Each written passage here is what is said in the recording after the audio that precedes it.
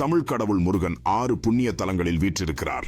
முருகன் தெய்வத்தின் தனித்துவம் மற்றும் வீரத்தால் பல கோளாறுகளை சமாளிக்கிறார். முருகனை நம்பி பக்தர்கள் அவருக்காக தரிசனம் செய்வதற்காக அருள்மிகு கோவிலுக்கு செல்கின்றனர். முருகனின் அடிமை தமிழர் அவருக்கு ஆழ்ந்த பக்தியுடன் சமர்ப்பணம் செய்கிறார்கள். நாகரிகத்தின் பாதுகாவலராக முருகன் பலர் அடையக்கூடிய பேரழிவு மற்றும் கெடுதல்களுக்கு எதிராக போராடுகிறார். முருகனின் பணி மற்றும் தர்மத்தை விளக்கும் உண்மையான சம்பவங்கள் இங்கே வழிபடப்படும்.